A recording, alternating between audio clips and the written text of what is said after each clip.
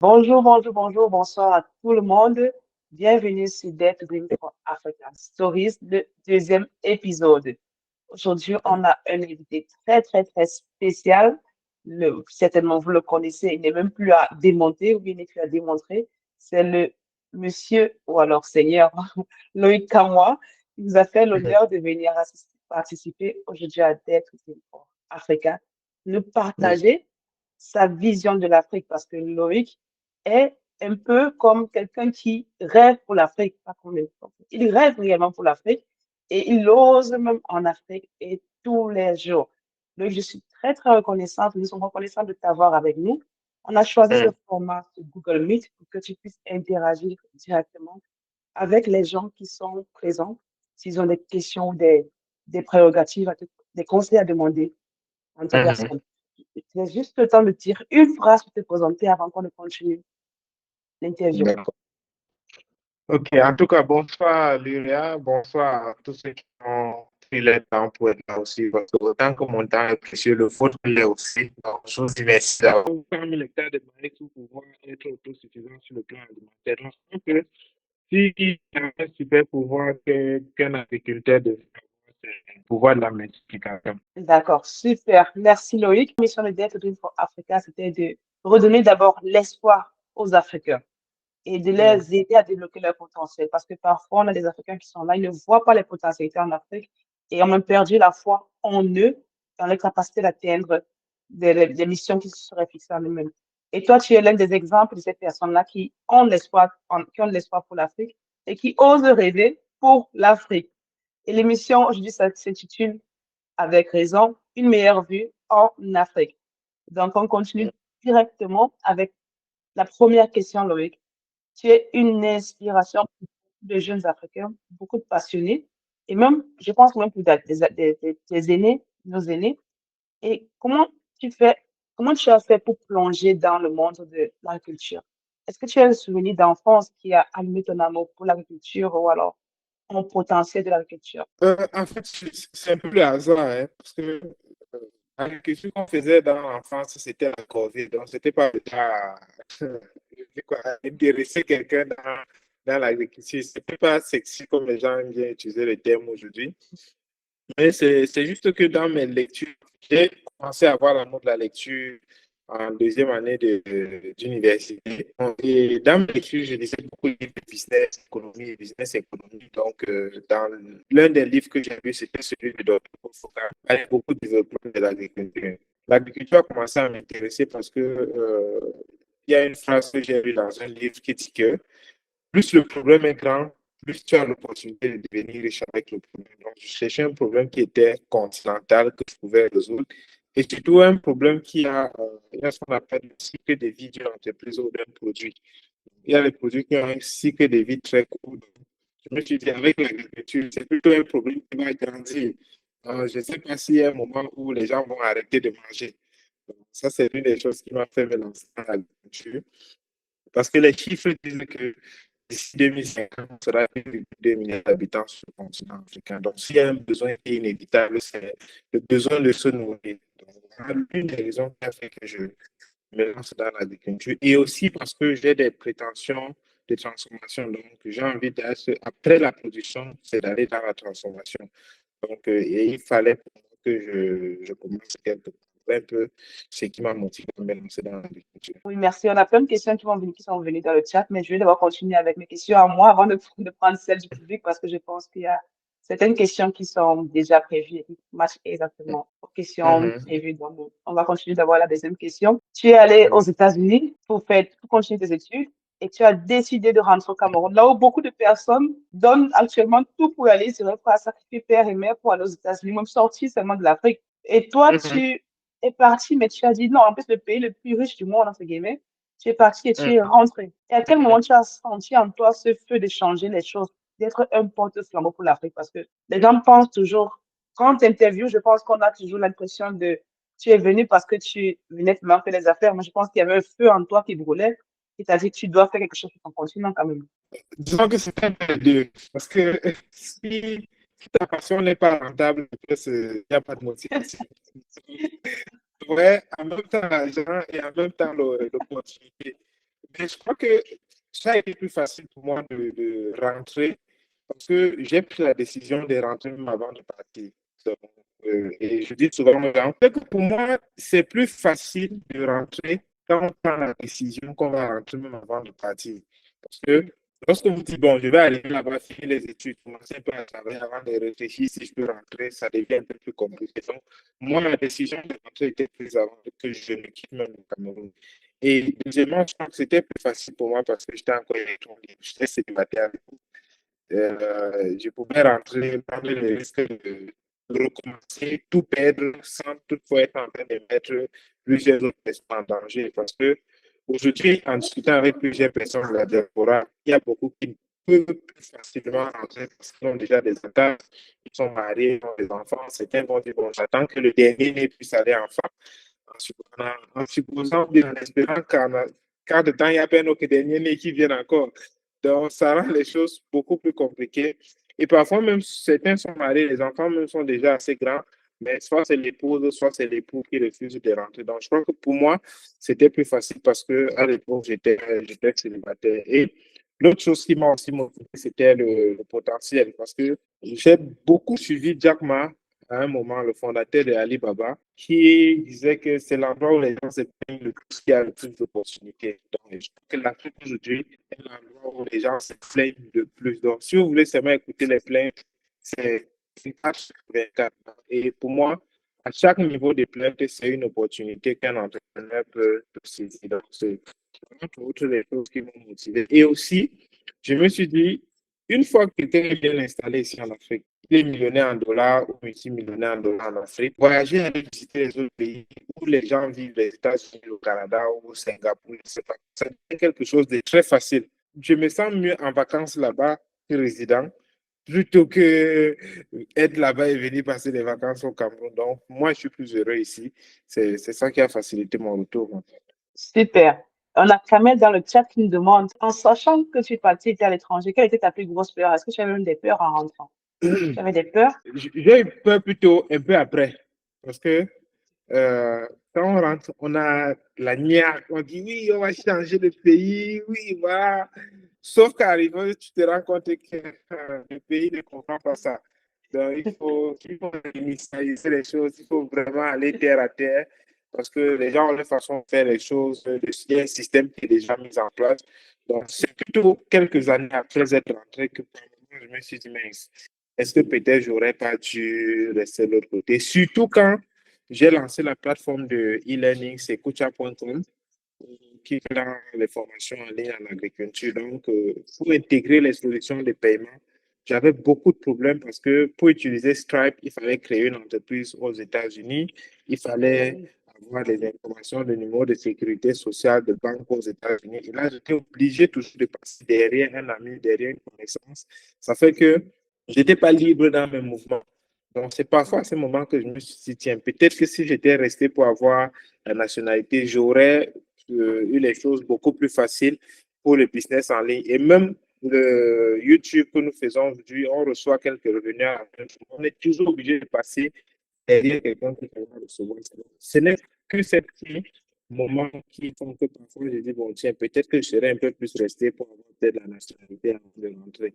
Mais à part ça, ça va. Super, merci beaucoup, Loïc. C'est très inspirant ce que tu dis déjà, de savoir comment tu as osé. Tu as plutôt vu en Afrique les opportunités, tandis que d'autres voyaient plutôt les challenges, les difficultés. Et encore, tu dis même que, en fait, plus il y a des problèmes, plus c'est là-bas il faut partir, parce que c'est là où il faut aller résoudre les problèmes pour essayer de s'en sortir et après gagner son pain.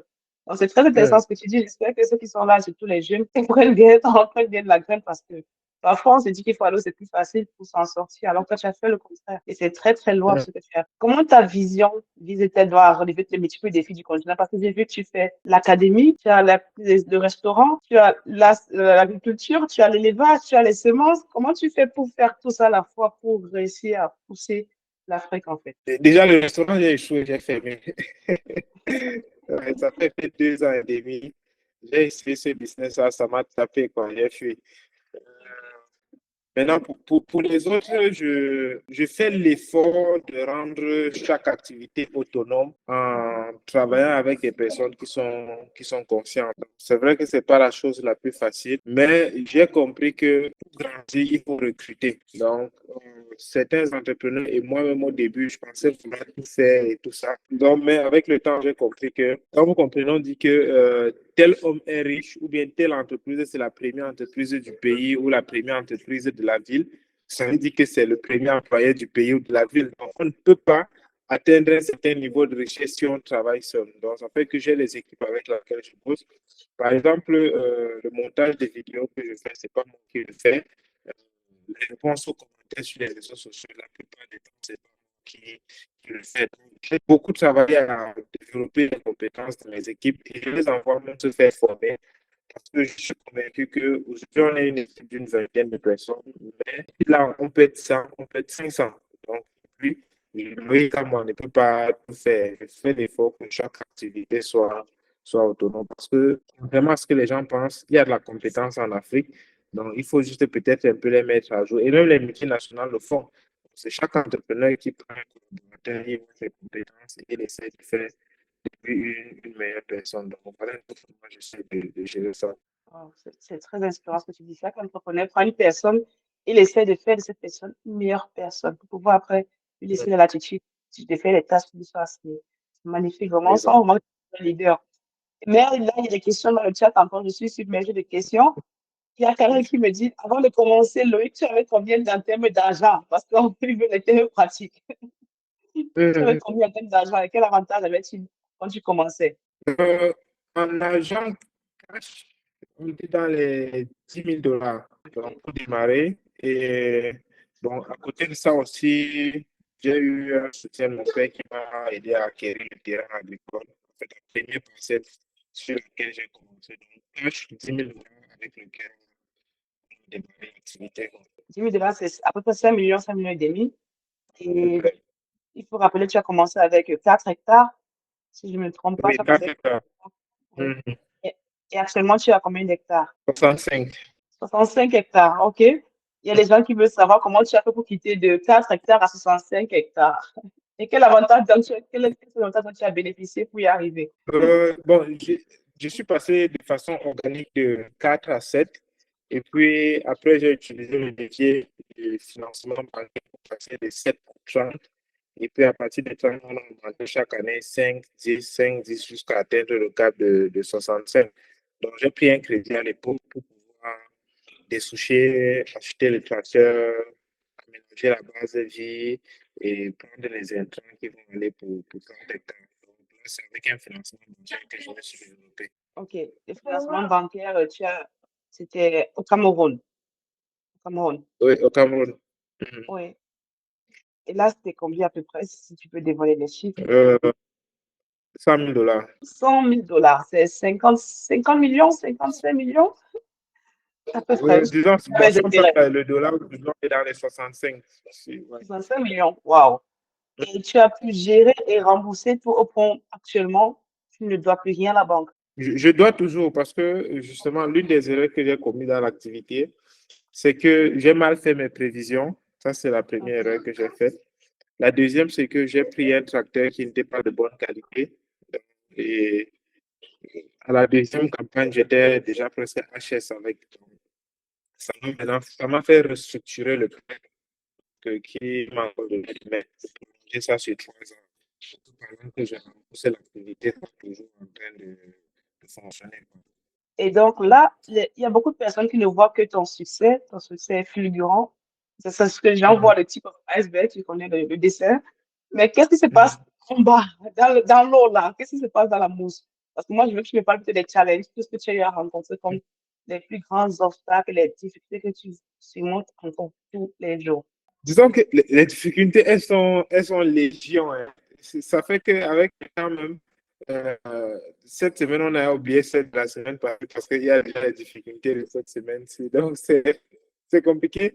Je dis qu'il y a une très grosse difficulté, mais je crois que pour moi, c'est plus la difficulté du timing. Parce que puisqu'on n'a pas tous les équipements qu'il faut. Bon, c'est cette année-ci que je me suis vraiment ramé en équipement agricole. Et même jusque-là, ce n'est pas suffisant. Donc, vous savez, la plupart des projets agricoles comme le mien dépendent de la pluie. Donc, dès que la pluie a commencé, le compte à rebours est lancé. Donc, parfois, vous achetez un équipement agricole, il tombe en panne seulement pour le dépannage contre cette campagne. Si on a perdu 10 jours de travail, par contre, j'ai fait une seule pièce. Donc, les 10 jours de travail, si on prend un tracteur qui fait au moins 6 hectares par jour, c'est 60 hectares de retard qu'on est en train d'avoir. Donc, ça, c'est un autre problème parce que la compétence, c'est difficile de voir les techniciens. Aujourd'hui, avec les 10 ans d'expérience que j'ai 3 numéros de techniciens des tracteurs au Cameroun. Donc, je ne sais pas s'il existe plus que ça, mais c'est quelque chose de très, très compliqué. Donc, parce qu'on peut parler de mécanisation sans parler de maintenance des engins et tout ça. Et parfois, quand on a perdu 10 jours, il y a des années où j'ai perdu 2 semaines. 2 semaines comme ça sur la campagne, c'est énorme. Donc, pour moi, ça, c'est la première difficulté. Et après, puisque la récolte se fait manuellement, imaginez, on a récolté 60, 65 hectares manuellement. C'est 1 mois et demi de travail avec 50 personnes sur le champ. Il y en a qui parfois sont en train de dormir entre les pieds de maïs. Et c'était chaque jour manger un épi de maïs. Donc, imaginez si par exemple, vous avez 60 personnes qui mangent 60 épis de maïs. Donc, en 1 mois, vous allez voir une montagne de rafles de maïs. Donc, c'est très compliqué. Et en même temps, lorsqu'ils récoltent, ils vont toujours laisser un peu de maïs au champ. Donc, on a aussi le fait que cette main-d'œuvre est manuelle qui fait que les rendements ne sont pas toujours ce qu'on aurait espéré. Donc, pour moi, c'est un peu ça. Maintenant, le plus gros challenge aussi, c'est les importations qui viennent souvent casser les prix des maïs sur le marché parce qu'on importe au Cameroun. Mais je crois que la bataille n'est pas là-bas parce que même si on arrête les importations aujourd'hui, je ne suis pas sûr que la production locale va pouvoir fournir le maïs dont on a besoin pour faire la bière du Cameroun et pour la production animale. Donc, voilà, quelles sont les difficultés qu'on fait face à. C'est super parce que j'aime bien tes difficultés. Ce n'est pas du tout lié à ce que les Africains ou les Camerounais ont souvent comme difficulté parce que nous, on a toujours tendance à viser le gouvernement, les Léo, les Scantel et tout ce qui va avec. Mais toi, tu as vraiment des difficultés très ciblées qui sont spécifiques à ton métier et qui fait abstraction de tous les vrais challenges que tout Camerounais normal ou tout Africain normal voit tous les jours. Ça veut dire que tu as ta portée, ton regard est autre. Ton regard n'est plus sur les challenges ordinaires de tous les jours, c'est comment optimiser ton travail, comment te rendre la vie plus facile ou alors comment faire que ta compagnie puisse générer le maximum de bénéfices ou vivre le plus Oui, longtemps possible. Oui. oui, bien sûr, parce que moi j'ai compris qu'en fait le gouvernement c'est comme le soleil, puis ça tombe sur tout le monde. Donc pendant que tu te plains des néo, tout le monde vit ça. Pendant que tu te plains qu'il n'y a pas que les taxes sont trop agressives, tu n'es pas le seul entrepreneur sur lequel les taxes sont agressives. Tout le monde subit ça. Donc maintenant, tu gères avec et puis tu te concentres sur comment tu fais pour que ton activité soit plus performante. Parce qu'à la fin de la journée, c'est ça qui compte. On a tous ces problèmes-là, mais après, pour moi, c'est intéressant d'en parler parce que tout le monde est lié. Quand il pleut sur tout le monde, il fait soleil sur tout le monde. C'est super, vraiment, j'adore. J'adore cette mentalité. Moi, c'est quelque chose qui me marque particulièrement de faire abstraction des challenges ordinaires. C'est dire, OK, moi, je regarde vers mon objectif et je vais arriver à cet objectif-là et je dois juste trouver quelle équation résoudre pour m'amener à cet objectif le plus rapidement possible. Et pour toi, actuellement, c'est Exactement. la mécanisation, en fait. C'est la Ouais, c'est mécanisation. ça.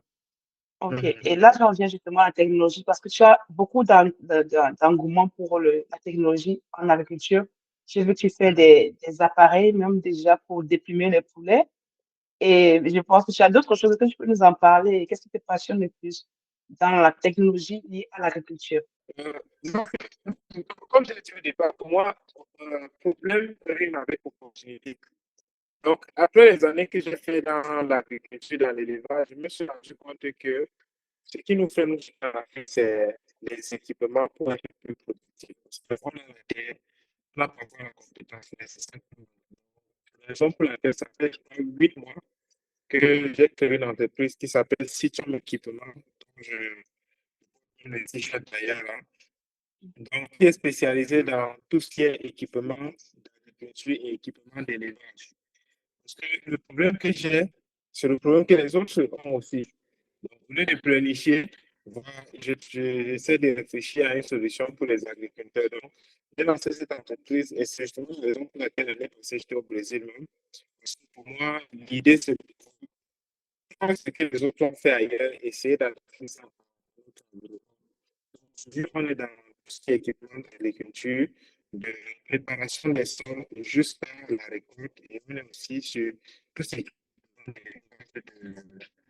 de la maternité ou de la poussinière jusqu'à la vente. C'est vraiment très impressionnant. Moi, je sais que beaucoup dans le public actuellement, même beaucoup de personnes qui sont pas là, se posent la question, mais tu es très jeune. Tu es très jeune. Je pense que je suis de la trentaine, on est de la même génération. Je pense que je suis à 32 ans, 90 ou 92. Je pense que tu Ouais, es très jeune. tout à fait. Ouais. Voilà. Est-ce que tu prends le courage pour te dire, il y a les problèmes, je vais résoudre. Tu crées, tu crées, tu crées, tu crées. Parce que même des personnes plus âgées ont peur de faire ce genre de choix et de s'engager à le Mhm. faire. Pourquoi est-ce que tu prends ce courage-là et tu oses et tu le fais réellement? Ça, c'est une question que je me suis jamais posée. Hein. Je te la pose, tiens. Je te la pose maintenant. Je vais y réfléchir avec Bon. Je sais vraiment pas où je prends le courage. Je sais pas. Je sais pas plus. J'ai envie de dire que l'enfance que j'ai vécue, je pense pas non plus que ça a pu avoir un impact. Mais en faisant un peu le lien, je crois que c'est plus la lecture, hein, parce que depuis 2016, euh, surtout de 2016-2017 à 2021, je lisais un livre par semaine. Parce que j'étais très, très passionné. Aujourd'hui, je lis moins parce que je bouge un peu beaucoup. Puis après, j'ai compris, quand tu lis les biographies de tous ceux qui ont réussi, c'est relativement le même parcours. Ils font face à des difficultés, c'est les gens qui ont osé, c'est les gens sur qui on ne comptait même pas. Donc, pour moi, je me dis, on n'a pas le choix. Il faut faire l'effort d'être courageux pour pouvoir s'en sortir. Parce qu'à la fin de la journée, c'est soit on essaie quelque chose, on échoue, soit on essaie rien et on continue à se lamenter, quoi. Et aujourd'hui, euh, le courage que j'ai aussi vient de la vision que j'ai. Donc, je me dis, quand on a une vision qui est beaucoup plus grande, on a beaucoup plus de courage de la tête. Moi, je suis très passionné par les jets privés. Et je dis, quand je dis rendez-vous au sommet, beaucoup de gens ne comprennent pas, mais c'est ça mon sommet. C'est à partir de ce jour que je vais me reposer. Donc, il y a ça qui me motive. Et il y a aussi le fait que quand les gens disent comme ça, il y a plein de choses qui envoient les commentaires, parfois les messages en ligne. Donc, je dis, ah, Loïc, tu es notre motivation. Loïc, vraiment, notre génération compte sur toi. Loïc, on apprécie ce que tu fais. Donc, on écoute les gens nous donner ces encouragements. Une fois, j'ai organisé le bootcamp. Il y a un papa qui est venu. Quand il a écouté notre façon de faire, il a dit vraiment, moi, je peux mourir en paix parce que je sens qu'il y a une génération qui peut prendre les choses en main après nous. Donc, quand tu écoutes les gens te dire des paroles pareilles, je crois que même si tu devais abandonner, tu te dis non, au moins pour ces jeunes qui me regardent, au moins pour ces aînés qui comptent sur moi comme étant la relève, je ne vais pas abandonner. Donc, je n'étais pas préparé à répondre comme ça, mais je crois que quand j'essaie de fouiller dans le cerveau, ce sont ces petits éléments-là qui me donnent le courage au quotidien. Ok, c'est super ce que tu dis, Joël. C'est vraiment très édifiant. Là, j'ai une question. Je vais juste renchérir parce que tu as parlé des générations, des gens qui te prennent comme modèle et même des personnes plus âgées qui te prennent comme une bonne génération. Et moi, dans mon domaine, j'ai eu l'impression que la génération, justement, qui est soit notre génération à nous ou les générations plus jeunes, ils ont Mhm, comme une tendance à la facilité. Je vais tirer comme ça sur des gens, mais bon, je prends le courage de tirer sur les gens. J'ai l'impression qu'ils ont la tendance à mhm, la facilité et se dire que non, on doit rester, qu'on mâche tout, qu'on nous donne, on avale juste. Et même pour avaler, ils vont dire non, c'est encore trop dur. Donc, il faut remâcher. mhm, Moi, j'ai l'impression qu'il y a une génération qui vient derrière qui est un peu plus paresseuse. C'est ce que moi, j'ai ressenti dans mon domaine en santé. Je ne sais pas si mhm, toi, tu le ressens également dans l'agriculture et que la génération jeune, les 2000, les 2000, on va dire les jeunes Z et tout ça, ils mhm. sont un peu plus frivoles, plus paresseux, en fait. Ils ont du mal à se concentrer pour faire pour relever ce genre de défi. Je sais pas si tu le Mhm. ressens. Euh, oui, je suis un peu d'accord parce que pour moi, je dis souvent à mes petits frères que tout ça, c'est Instagram. C'est ça qui nous a foutu en l'air comme ça parce que c'est facile de voir sur Instagram quelqu'un qui est dans une belle voiture, qui est à Dubaï et tout ça. Et puis, parfois, même nous, entrepreneurs, ça nous affecte de croire qu'on a, soit on est en retard, soit on a raté quelque chose. Parce qu'on regarde les jeunes comme nous qui ont fait plein d'espoir. Et l'autre chose aussi, c'est que vous allez voir, quand on raconte le success story de quelqu'un, peut-être il a réussi pendant 10, 15, 20, 30 ans. Le jour qu'on va vous faire un documentaire, on va vous faire un documentaire de 30 minutes pour vous raconter sa vie. Donc, du coup, ça devient facile. Les gens se disent, ah, comme il a fait, moi aussi, je peux facilement faire. Sans savoir que ce qu'on a raconté là, ce n'est même pas 1 sur 1 million de ce qu'il a pu vivre pour avoir le succès qu'il a eu. Donc, pour moi, il y a le fait que les réseaux sociaux nous montrent beaucoup de gens qui ont réussi. On a l'impression que c'est facile avec des success stories que les gens aiment bien raconter sans toutefois dire réellement quelle est la vérité. Et puis, les gens croient que les choses deviennent très, très faciles. Pour moi, ça, c'est ce qui explique que les jeunes sont paresseux. Maintenant, après aussi, c'est pas trop une sorte de paresse. Il y a une catégorie, je crois que c'est peut-être les 10% qui font les choses plutôt facilement parce qu'il faut aussi dire que devenir riche ou bien réussir dans la vie aujourd'hui n'est pas forcément associé au travail difficile. Donc, on n'est pas obligé de se tuer le corps pour atteindre les mêmes résultats. Donc, il y a aussi cette jeunesse-là qui utilise les moyens de bord, les réseaux sociaux, la technologie pour pouvoir faire en un jour ce que nos parents pouvaient faire en 2 semaines ou un mois. Donc, pour moi, je catégorise les jeunes en deux catégories. Ok, super. Merci pour ta réponse, Loïc. On a Loïc Idriss qui nous demande comment est-ce que tu gères la vie professionnelle et la vie familiale? Tiens. Euh, disons que j'essaie plutôt de créer une harmonie. Parce que quand j'ai eu à écouter Jeff Bezos, le fondateur d'Amazon, il disait, ce n'est pas possible d'avoir un équilibre entre une vie de famille et une vie de travail. Donc, ils appelaient ça le life and work balance. Donc, il faut plutôt essayer de créer une harmonie parce qu'il y a toujours un qui sera plus que l'autre. Donc, ce que moi je fais à mon niveau, je ne suis pas encore parfait là-dessus, c'est que quand je suis au boulot, je focus boulot. Mais quand je vais à la maison, autant que je peux, je suis avec la famille. Donc, être là et vivre l'instant présent. Donc, je crois que c'est important. Parce que ce qui dérange souvent, c'est que, surtout nous, les entrepreneurs ou nous, la génération tête baissée, c'est qu'on est au bureau sur le téléphone, sur l'ordinateur, mais quand on arrive à la maison, on est encore sur le téléphone, sur l'ordinateur. Et ça fait qu'il y a ce déphasage-là. Donc, avec des amis de l'université, on a des moments où on s'est réunis là, tout le monde prend le téléphone et puis, tac, on balance dans une personne. On parle en ce monde. Donc, il faut aussi faire ça. L'autre chose aussi, c'est que comme je suis dans l'agriculture, c'est facile pour moi d'amener mes enfants à la ferme, de les amener au champ le week-end et ça crée un peu cette chaleur-là pour pouvoir renouer les liens. Donc, c'est comme ça que c'est l'équilibre. Mais j'ai un peu ça, parce que je suis une épouse qui me comprend. Parce qu'il y a des moments où, en une semaine, je peux dormir 2 jours chez moi à la maison. Donc, puis, et il faut avoir une femme qui comprend que ton métier, c'est entrepreneur et que tu ne seras pas toujours là pour travailler dans la famille, quoi. Mais sauf que quand tu es là, il faut vraiment faire les efforts. Très important. Vivre Mm. l'instant présent et alors incorporer la Mm. famille dans son emploi du temps pour pouvoir vraiment les faire profiter aussi de sa présence. Ouais, voilà. Très, très Voilà. important. Et je continue. Selon toi, quel est le Mhm. rôle que les médias auront joué dans ta transformation? Parce que les gens disent souvent qu'ils se sont faits seuls, mais d'après moi, on ne se fait pas tout seul. Il y a toujours des Mhm. gens qui sont autour, qui t'ont façonné d'une certaine manière, directe ou Ouais. indirecte. Pour moi, mon premier, je ne veux pas dire mon mentor, parce que je trouve que mon père a beaucoup d'erreurs. Donc, je dirais que mon premier modèle, parce que je pense que mon modèle, ça être mon premier modèle, c'est mon père qui m'a vraiment, vraiment soutenu et il continue de le faire. Lui, il est entrepreneur, mais il est dans les bâtiments et travaux publics. Donc, c'est lui qui m'encourage. Et je me souviens, une fois, je lui ai emprunté, je crois que c'était 50 000 francs. Parce qu'à l'époque, quand j'étais enfant, j'avais un business où je prenais les t-shirts comme ça, je coupais le manche et je remplaçais par les t-shirts. Je floquais aussi les messages dessus pour vendre.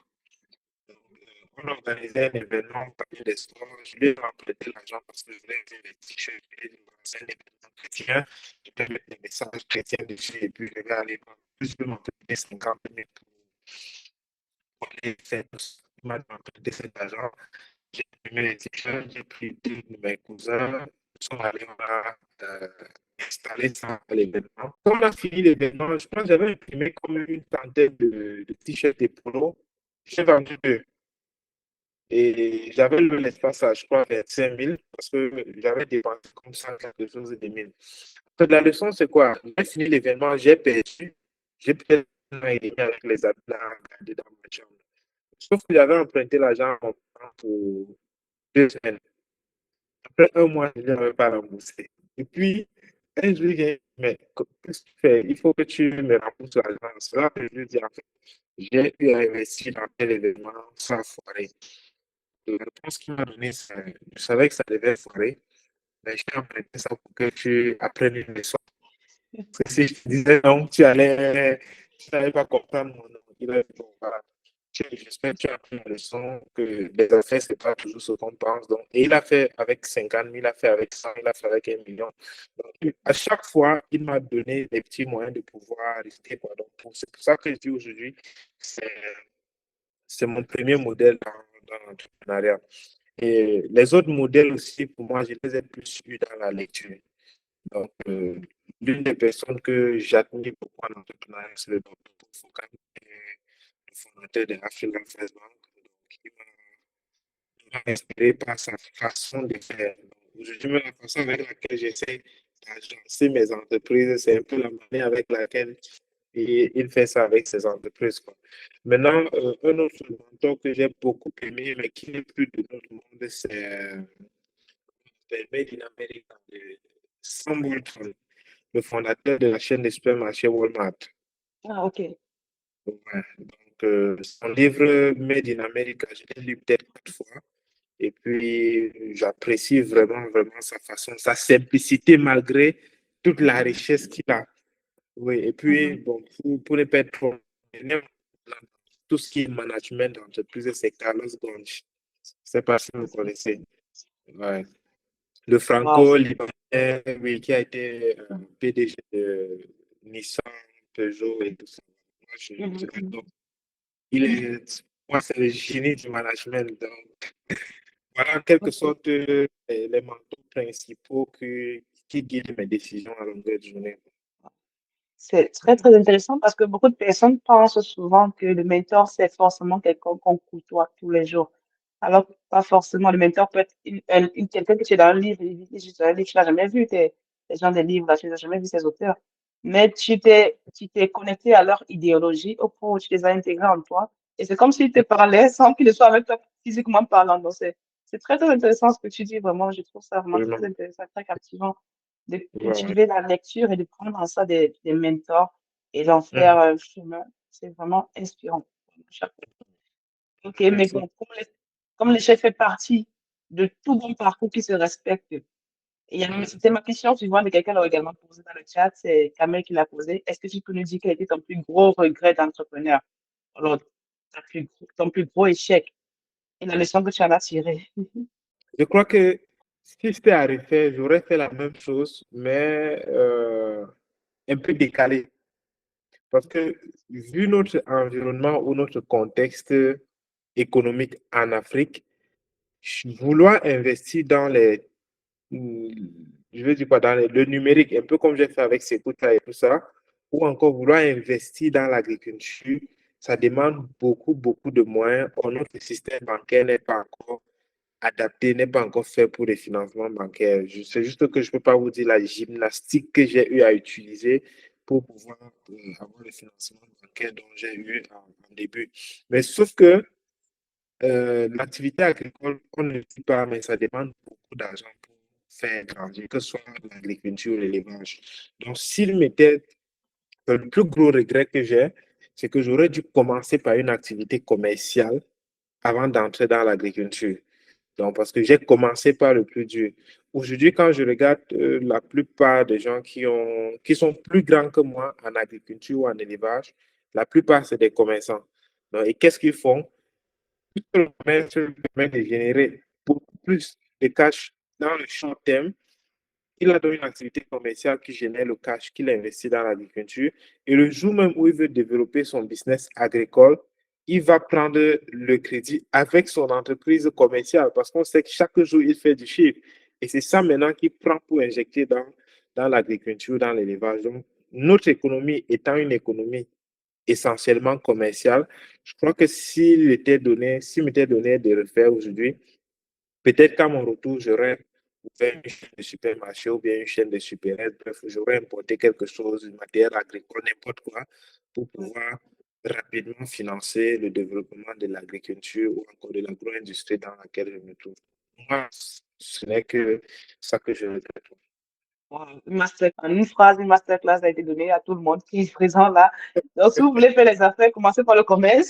Si vous voulez faire l'agriculture, commencez par le commerce avant de migrer vers l'agriculture parce que l'agriculture prend beaucoup plus d'argent et c'est tellement de ressources humaines également, en plus des Absolument, finances. Oui, absolument. super.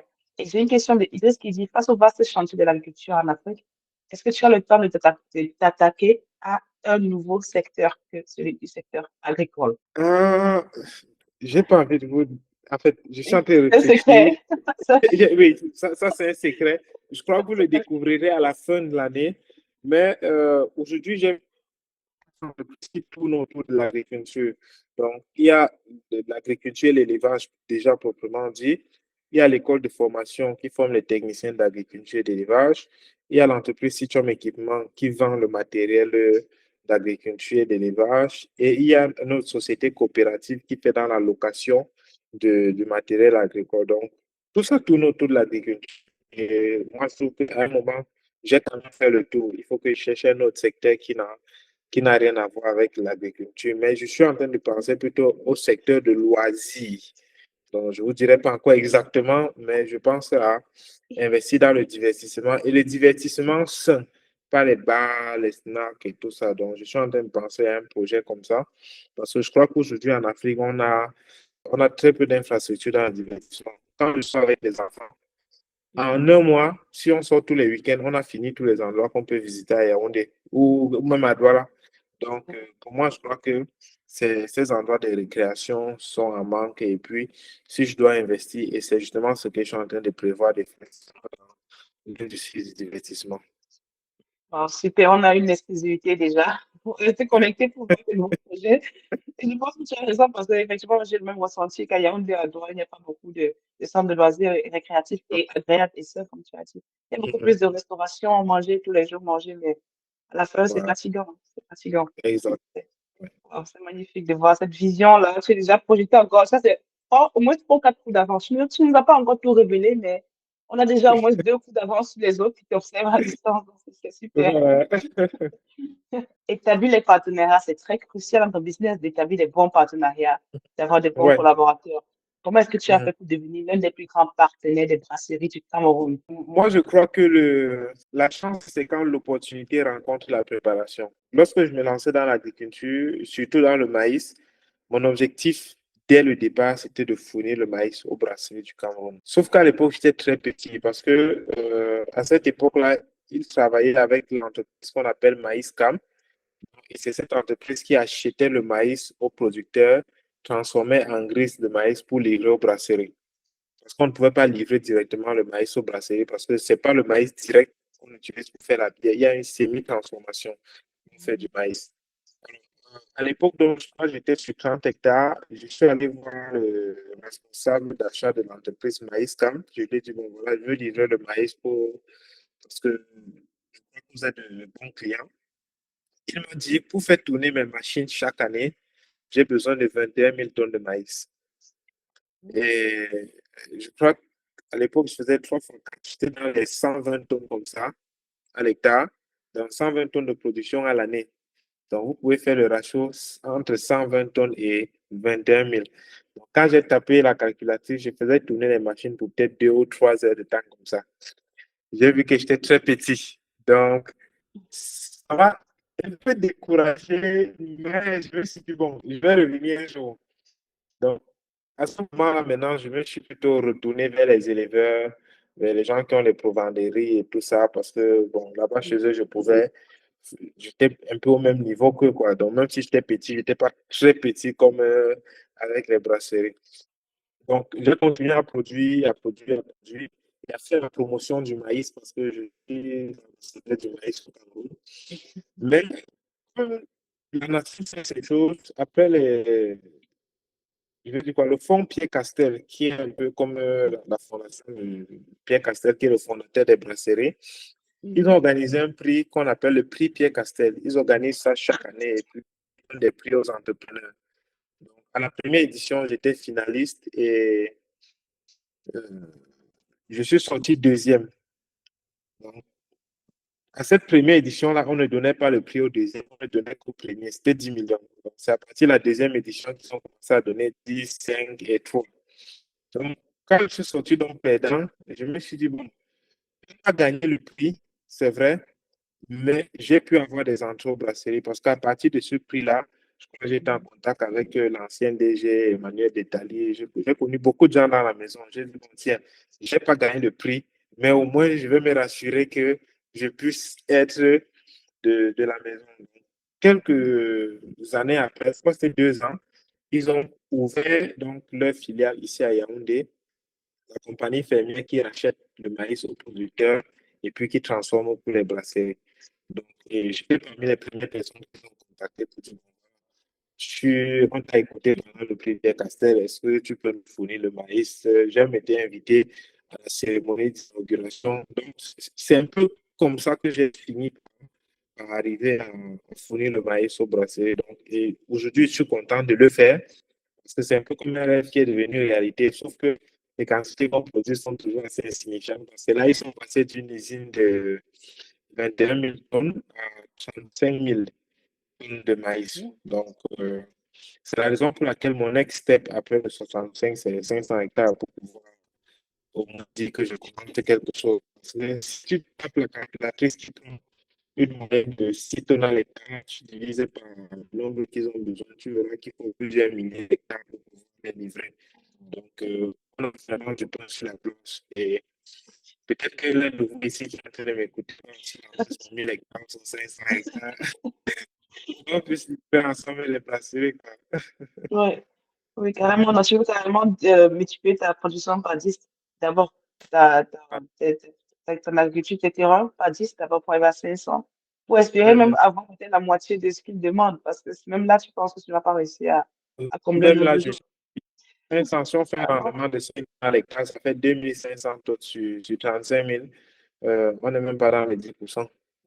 Alors, c'est juste pour montrer le besoin qu'il y a juste en termes du maïs au Cameroun Ouais. avec une seule compagnie. On n'a même pas compté Mhm. tout le reste du potentiel Non, non, utilisateur ou de consommateur en Afrique. Juste une seule. C'est ça alors. C'est Ouais. incroyable. Ok. Mhm. C'est bien parce qu'il y a un recherche qui continue en disant est-ce que ça te rapporte beaucoup?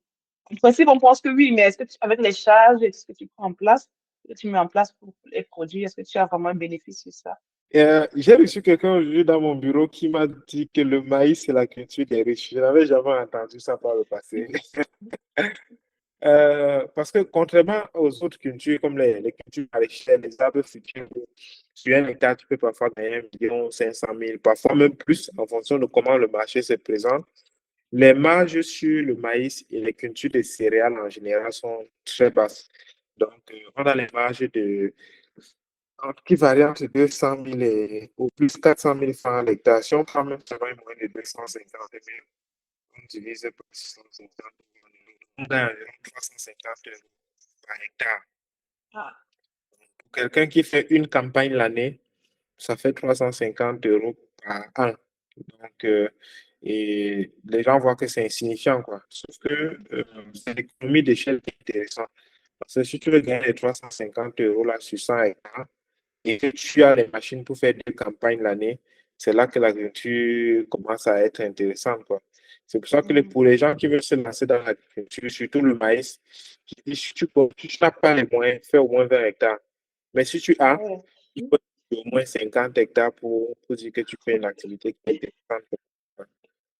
Ok, donc c'est intéressant. Ça veut dire qu'on n'a pas besoin de commencer à, même si tu as 1000 hectares, ça ne sert pas à grand-chose pour générer du bénéfice. Et selon toi, qu'est-ce qu'il faudrait donc faire si quelqu'un veut faire de l'agriculture? Dans quoi est-ce qu'il fallait investir? Euh, Ça, c'est une question que je peux répondre en 2 heures de temps parce que ça dépend de tellement de paramètres. Donc, déjà, il y a le montant, ça dépend d'abord du montant que la personne va investir. Ça dépend de est-ce que la personne est prête à être à plein temps ou est-ce que la personne veut créer une entreprise avec les managers. Ça dépend même aussi du niveau de patience parce que j'ai des gens qui ont investi dans le palmier à ville où c'est à la troisième année que ça commence à produire. Donc, tout dépend vraiment de beaucoup, beaucoup de paramètres. Je ne peux pas répondre ça comme ça, quoi. D'accord, je te repose la question. Mm. Tu dois refaire l'agriculture à partir d'aujourd'hui. Tu as déjà le commerce, tu as lancé, tu as déjà les finances. Tu commences dans quel secteur agricole? Je fais toujours le maïs, mais j'associe à ça l'élevage des porcs ou encore Ok, l'élevage, la production des œufs de table. Mais je suis toujours dans le maïs, quoi. d'accord, ok, Mm. d'accord. Donc, tu vas toujours signer sur ton maïs, mais au moins là, tu vas diversifier plutôt avec Oui, l'élevage. Ok, avec l'élevage. super, d'accord. Maintenant, Mm. Loïc, actuellement, la diaspora africaine a une très grande expertise et parfois, c'est quand le désir de contribuer. Je t'ai peut-être déjà mentionné un peu plus tôt, mais je voudrais savoir si quelqu'un à l'étranger et qui voudrait prendre part à la révolution africaine dont tu promets l'essor partout sur LinkedIn et sur tes réseaux sociaux, qu'est-ce que Mm. cette personne de la diaspora doit faire? Que ce soit dans le secteur agricole ou même ailleurs, selon toi, qu'est-ce que quelqu'un de la diaspora pourrait faire pour Mm. prendre part à la révolution de l'Afrique? Pour moi, la première des choses, c'est d'arrêter de critiquer. Voilà, ça, c'est un truc que les gars de la diaspora sont champions dans ça, quoi. Donc, si vous voulez nous aider, banquez que les choses vont bien. Parce que j'ai eu à lire dans le livre du professeur Pougara, il dit que la Chine a menti sur sa croissance à 2 chiffres. Les gens ont cru à cette croissance, ils sont venus investir et les investissements ont fini par créer la croissance à 2 chiffres. Donc, ce n'est pas intéressant de dire, ah oui, on a les mauvais dirigeants, ah oui, vraiment, il y a la guerre ici, tout ça. Chaque pays a ses hauts et ses bas. Donc, aux États-Unis, il y a un État dans lequel chaque année, il y a plus de morts là-bas qu'en Irak. À l'époque où il y avait la guerre en Irak, il y avait les coups de feu et tout ça, mais on n'en parle pas. Donc, c'est chaque pays, c'est chaque nation qui se vend. Donc, la première chose que la diaspora peut faire, vraiment, dites aux gens que votre pays, c'est le paradis. Donc, et que s'ils meurent dans votre pays, ils sont déjà sûrs qu'ils ont vécu le paradis sur terre. Quitte à ce qu'ils viennent et qu'ils se rendent compte du contraire, je crois que c'est ce qu'on peut faire. La deuxième chose, c'est autant qu'ils peuvent, s'ils sont célibataires comme moi, s'ils peuvent entreprendre, qu'ils entreprennent. Donc, parce que s'ils ne le font pas, les Libanais, les Chinois, les autres vont venir le faire à notre place. Donc, s'ils peuvent le faire, qu'ils le fassent. Et troisièmement, s'ils peuvent plus investir dans l'humain que dans le matériel. Parce que la diaspora, chaque année, envoie beaucoup, beaucoup d'argent sur le continent. C'est plus pour organiser les funérailles, organiser les mariages, les anniversaires, acheter les téléphones aux petites et tout ça. S'ils peuvent plus investir dans l'humain, ce sera intéressant. Donc, créer par exemple une association, je dis n'importe quoi, pour décider peut-être chaque année de financer les études d'un enfant qui ne pouvait pas se financer les études. Donc, se décider de se mettre ensemble pour lancer un projet commun dans les différents pays d'origine. Je crois que ce serait vraiment salutaire parce que aujourd'hui, on reproche à la diaspora de venir ici en fin d'année, nous narguer, nous donner le vin, on boit, nous raconter comment c'est. Et après, ils rentrent. Donc, je crois que quand vous arrivez, demandez-moi vos amis sur place, qu'est-ce que je peux te donner pour que tu lances un projet? Est-ce que c'est 100 euros? Est-ce que c'est 1 000 euros? Donc, ce serait beaucoup plus intéressant comme ça. Ok, super, Loïc, merci. Et maintenant, Mhm. c'est toi l'inspiration pour beaucoup, c'est toi le rôle modèle, le modèle pour beaucoup de personnes, comme tu l'as dit tantôt. Mhm. Quel est ton message actuellement pour ces jeunes-là qui sont dans le groupe ou qui vont te voir après sur YouTube et qui ont des grands rêves, mais qui n'ont pas d'argent, n'ont pas de finances, n'ont pas de modèle ou de mentor? Non, on commence par ceux qui n'ont pas de financement. Pour moi, hein, je ne pense pas que le financement est un problème.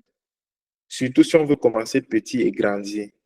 Parce que parfois, on a l'impression qu'on a besoin de trop pour commencer. Pourtant, avec ce qu'on a, on peut déjà faire quelque chose. Donc, moi, je suis de ceux qui croient que on a tout ce dont on a besoin pour pouvoir grandir. Donc, il y a un prédicateur que j'aime souvent écouter, on l'appelle, c'est un américain, T.D. Jakes. Donc, il y a une phrase qu'il aime dire, c'est que quand Dieu a créé l'homme, il a mis dans le jardin d'Éden, et puis c'était à l'homme de réfléchir que si je veux la chaise, c'est dans l'arbre que je vais chercher ça. Si j'ai besoin d'un habit, c'est dans la peau d'un animal. Donc, Et beaucoup de gens aujourd'hui prient pour que Dieu leur donne un gâteau, mais sauf qu'en temps, Dieu a mis les œufs, il a mis la farine, il a mis la levure et tout ça. Je crois que avec ce qu'on a, on peut finir par obtenir ce qu'on veut. Il faut juste être un peu vigilant sur notre environnement.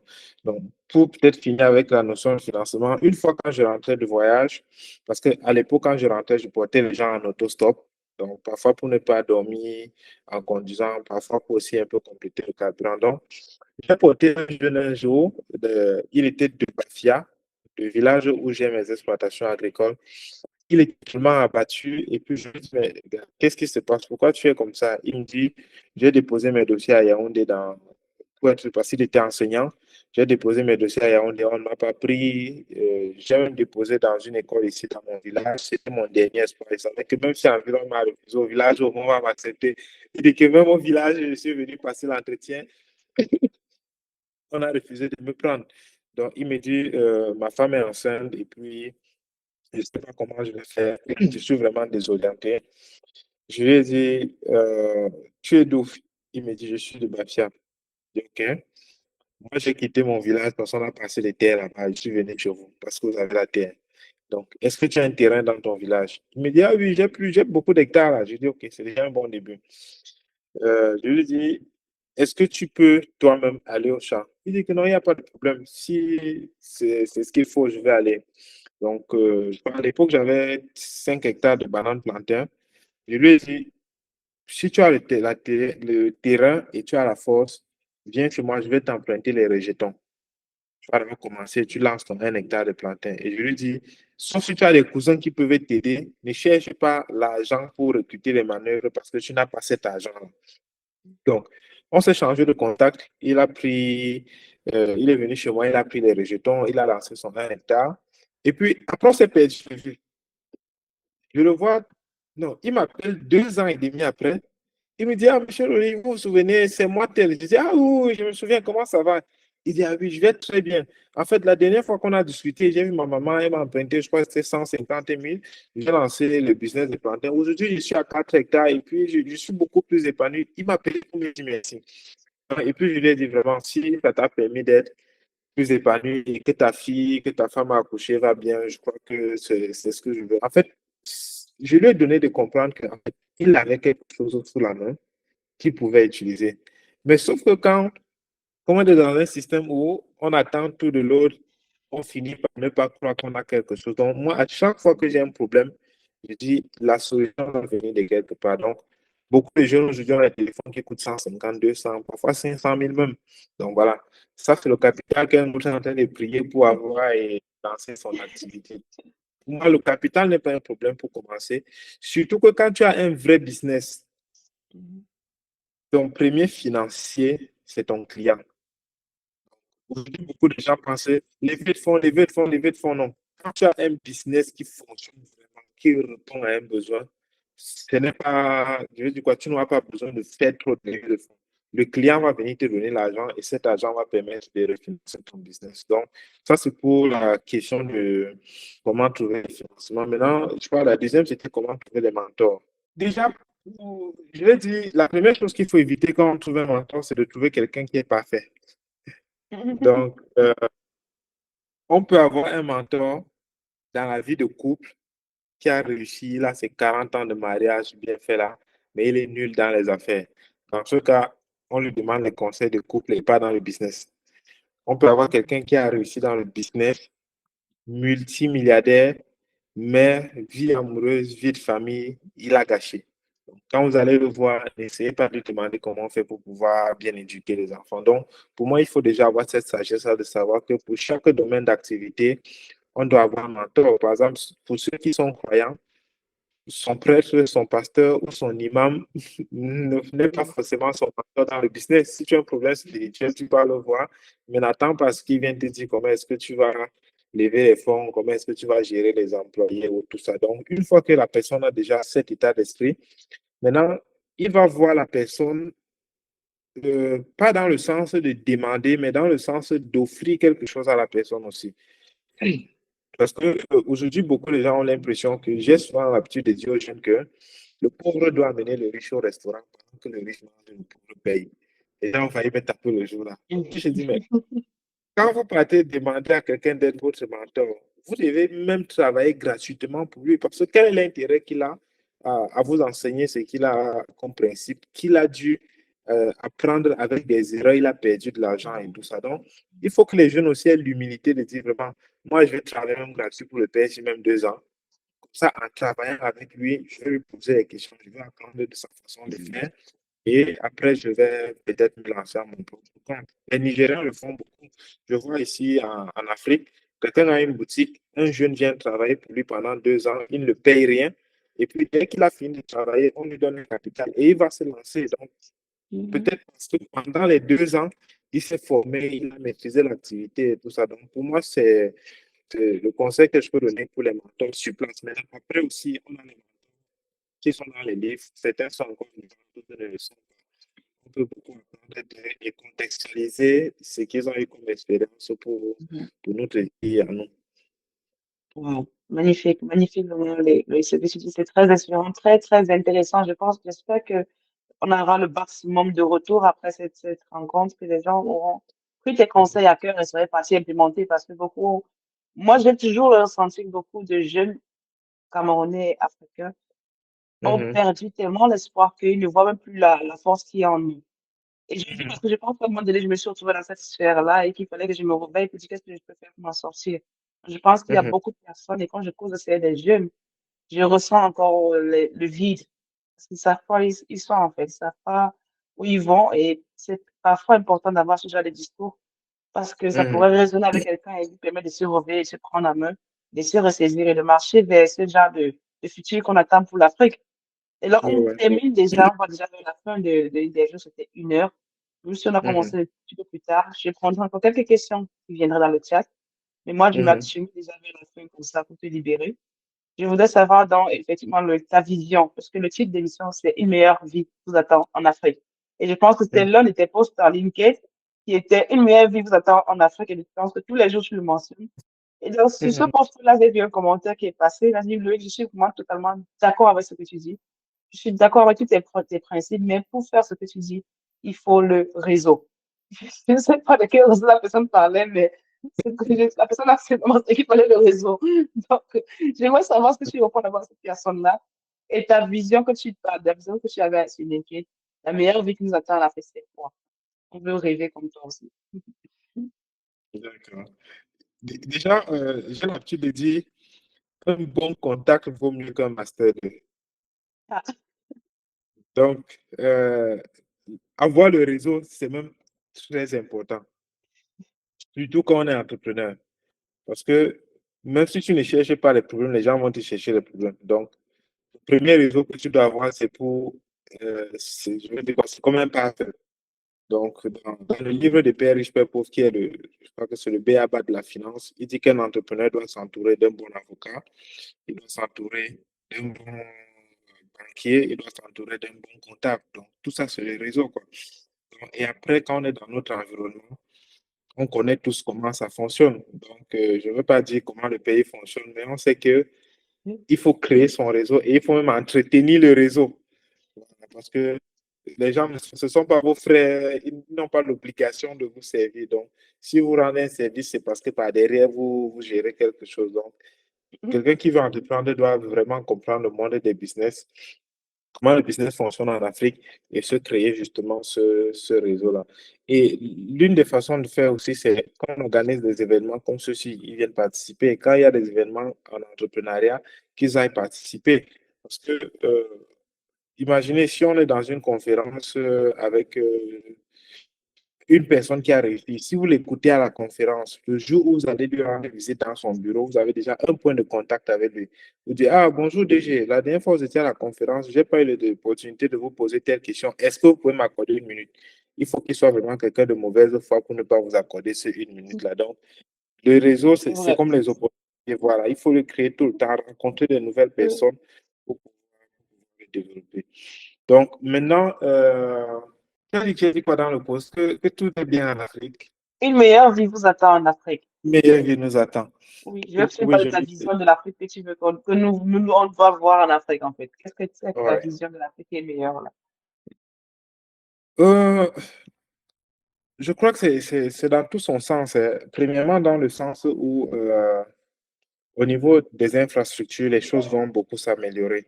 Parce que les gens qui critiquent l'Afrique aujourd'hui ne comprennent pas que la plupart des pays africains ont eu l'indépendance dans les années 60. On a peut-être 60 ans d'indépendance. Les pays aujourd'hui qui sont, entre guillemets, les Eldorado, c'est les pays qui ont 200 ans de civilisation, si je peux appeler comme ça. Donc, et je crois que pour moi, l'Afrique fait beaucoup, beaucoup de progrès.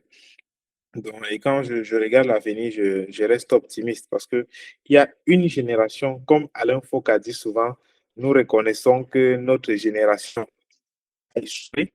Donc, mais quand il dit notre génération, c'est la génération d'Alain Foucault, les gars qui ont les 45, 50 ans et plus là. Mhm. Voilà, c'est eux qui ont vendu le continent. C'est ce qu'eux ils disent, c'est pas moi qui dis. Donc, sauf que je ne les plains pas parce qu'il y avait beaucoup de complexes qu'ils avaient peut-être par rapport à l'homme blanc, par rapport à l'étranger et tout ça. Mais aujourd'hui, notre génération, on a fréquenté avec des gens de race blanche, on demeure avec eux à l'école, on a une autre vision du monde aujourd'hui. Donc, les rapports de force ne sont plus les mêmes que dans les années 50 ou dans les années 80. Donc, et de plus en plus, on a de la matière grise. Quand je regarde la diaspora africaine aujourd'hui, je suis fier parce que tous les gars qui sortent du continent et qui vont, la plupart sont meilleurs dans les disciplines. Donc, je crois juste que avec les infrastructures qui sont en train de s'améliorer, au fur et à mesure, ce sont ces cerveaux-là qui seront mis au développement du continent. Donc, l'Afrique sera meilleure et comme Ali Baba dit, aujourd'hui est dur, demain sera plus dur, mais le jour d'après est glorieux. Donc, je reste Wow. optimiste à l'avenir de l'Afrique. Aujourd'hui est dur, demain sera plus dur, mais le reste de l'avenir est glorieux. Magnifique. Magnifique. Mhm. La dernière question, Loïc, s'il te plaît. Si tu devais écrire un titre pour résumer ta vie, que dirais-tu? Que dirais-tu?